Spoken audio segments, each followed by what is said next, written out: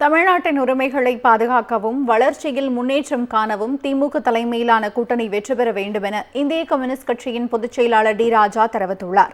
சென்னை தியாகராய நகரில் உள்ள அலுவலகத்தில் செய்தியாளர்களிடம் பேசிய அவர், வரும் தேர்தலில் மதவாத சக்திகளை மக்கள் புறக்கணிப்பார்கள் என்று கூறினார்.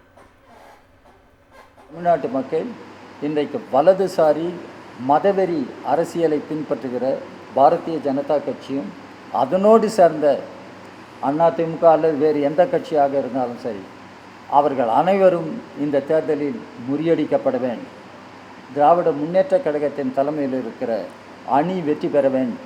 தமிழ்நாட்டினுடைய நலன் காப்பதற்காக, மக்களுடைய உரிமைகளை காப்பதற்காக, தமிழ்நாட்டை முன்னெடுத்து செல்வதற்காக இன்றைக்கு ஒரு அணியால் முடியும் என்றால் அது திராவிட முன்னேற்ற கழகத்தின் தலைமையில் அமைந்திருக்கிற அணியால் தான் முடியும்.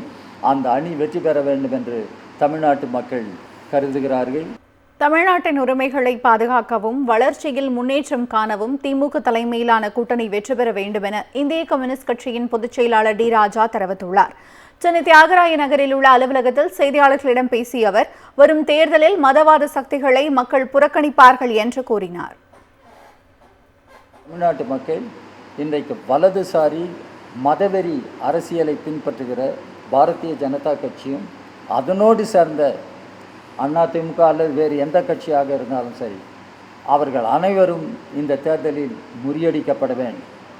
திராவிட முன்னேற்ற கழகத்தின் தலைமையில் இருக்கிற அணி வெற்றி பெற வேண்டும்.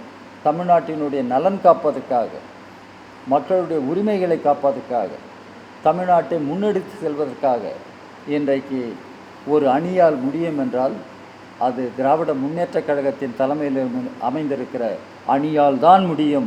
அந்த அணி வெற்றி பெற வேண்டும் என்று தமிழ்நாட்டு மக்கள் கருதுகிறார்கள்.